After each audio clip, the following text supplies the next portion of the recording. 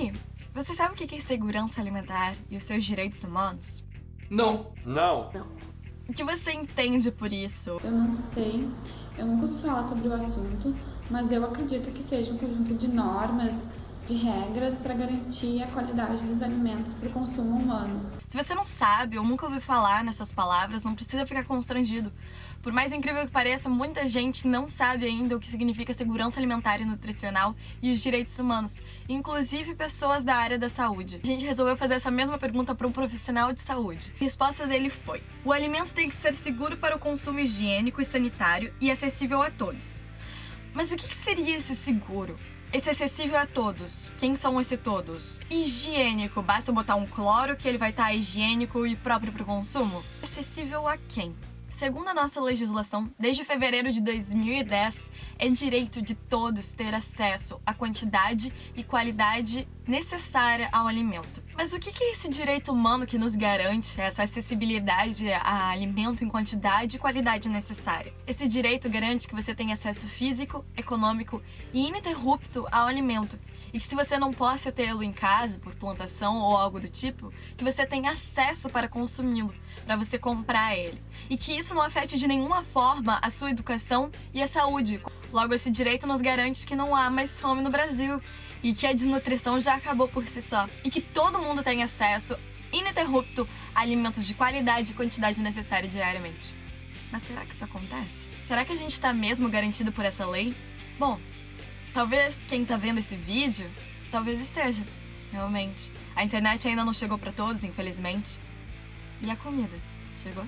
Mas o brasileiro, eu acho que ele infelizmente já se acostumou com a lei fora da lei, onde tá muito bonito no papel, mas na prática a gente não vê muita coisa. Mas o Brasil admite essa responsabilidade. Ele admite que mesmo estando na legislação, ainda tem muita gente passando fome. E mesmo que o Brasil admita que essa lei ainda não chegou para todo mundo, tá escrito no Estado que ele tem a obrigação de respeitar, proteger e realizar esta lei. Tá escrito lá.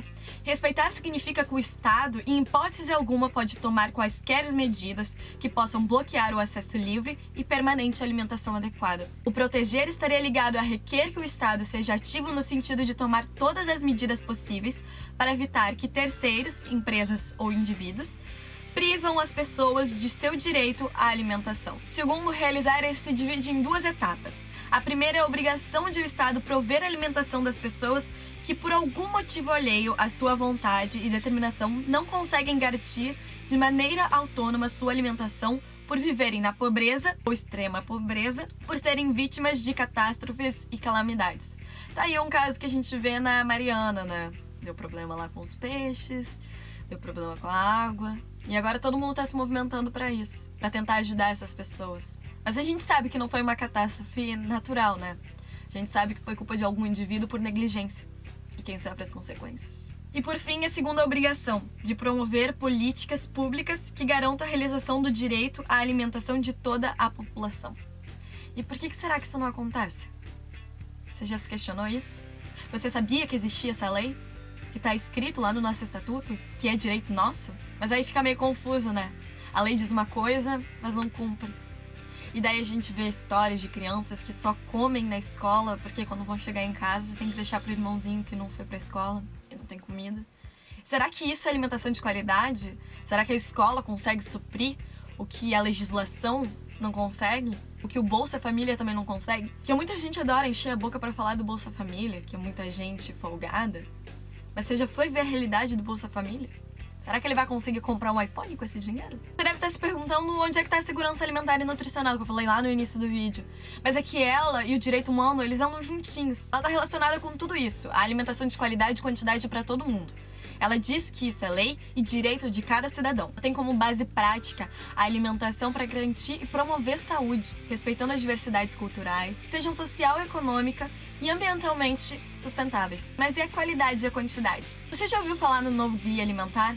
Existia um antigo, foi feito um novo e ele trouxe algumas ideias inovadoras, ou talvez nem tão inovadoras. Ele fala de cozinhar mais, de compartilhar as refeições, de não consumir ultraprocessados. Logo, ele descartou a ideia da pirâmide alimentar.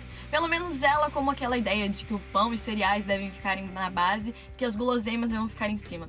Ele traz a ideia de que a base deve ser alimentos, e logo depois ingredientes, E por fim, os ultraprocessados. O alimento representaria as frutas, os legumes, feijão, arroz, tudo que já vem pronto da própria natureza que alguém plantou. Os ingredientes seriam azeite, sal, para transformar em um pão, em um bolo. E por fim, os processados, que se dividem em minimamente processados, processados e ultraprocessados. Você sabia que um pão pode ser ultraprocessado? Para você ficar um pouco mais ciente e um pouco mais claro, o processado seria tudo aquilo que vem no pacotinho, tudo que já tá pronto.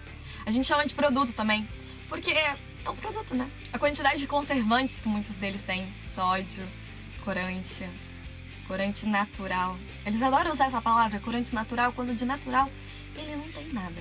Os rótulos de alimentos e indústrias adoram tentar nos enganar. Eles adoram botar 100% nos sucos, e quando você vai ler a lista de ingredientes, cadê aquele 100%? Eu não entendo essa concepção de 100% uva quando o primeiro ingrediente é água e o segundo é açúcar. E você pode achar que eu tô mentindo, mas você tem um supermercado perto dessa casa. Um mercadinho, talvez. Você pode dar uma olhada lá nos ingredientes. Você vai ver que eu não tô exagerando. É mais fácil pra ela vender algo que se diz natural do que dizer, não, na verdade isso aqui é pó, açúcar e uma mistura de uma coisa que vai te dizer que é uva, mas na verdade é só um pó com sabor de uva. Tem muita gente que ainda não sabe ler rótulo. Os rótulos estão cada vez mais complicados. A gente sabe que hoje em dia as pessoas estão procurando algo mais natural. Então a empresa se aproveita disso e tenta dizer que o deles também é natural.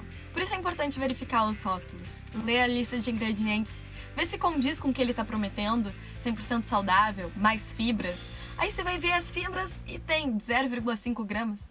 Se eu comer uma maçã, eu vou ter mais fibra do que isso no meu dia. Muitas empresas se beneficiam disso. E não é sua culpa não saber. É sua culpa ficar parado para não tentar entender.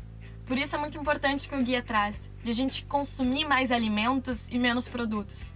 Só que ao mesmo tempo esses alimentos, eles entram nos vegetais, frutas, hortaliças, que estão cada vez com mais agrotóxicos. E de certa forma eu não culpo tanto os agricultores, já que é muito mais fácil produzir com agrotóxicos, já que esses livram de pragas e infestações, diminuem os impostos, e fica mais barato pra gente, consumidor, que vai consumir, né? Vai ter dinheiro pra comprar esse alimento. Porque vocês já viram os preços dos orgânicos? É caro, né? Mas é muito caro também pros produtores conseguirem provar que o alimento dele é orgânico, conseguir produzir orgânico sem ter perigo de alguma praga, ou ter praga e conseguir manter boa parte. Só que quem é que consegue comprar esse orgânico? Ele é muito caro. Eu não consigo comprar tanto orgânico. E se você for comparar o preço, é muito alto. Só que qual é o preço maior que a gente vai pagar? O de agora ou o de depois, pela quantidade de agrotóxico que está no nosso organismo? E por fim, o que a gente pode fazer com todas essas informações? Os agrotóxicos que estão presentes em vários alimentos e que a gente não tem como plantá-los? Algum outro a gente consegue e a desculpa do apartamento não serve, porque existem várias hortas urbanas verticais que você pode colocar na sacada, em algum outro ambiente da sua casa que caiba. Mas claro, sempre vai ter alguém que não vai ter espaço suficiente. Orgânico nem sempre todo mundo pode comprar, mas se você puder, tenta investir um pouco mais. E com relação aos direitos humanos e a segurança alimentar e nutricional que foi dita até agora, onde todo mundo tem direito à alimentação de qualidade e quantidade, como é que a gente pode exigir isso? A gente pode participar de reuniões no nosso município, se informar se o seu município tem o Conceia e se não, por que ele não existe, além de espalhar as informações presentes nesse vídeo, compartilhando ele ou então comentando com alguém o que você viu e ouviu. Porque convenhamos, é meio complicado a gente reivindicar uma lei que é nossa por direito sem nem saber que ela existe.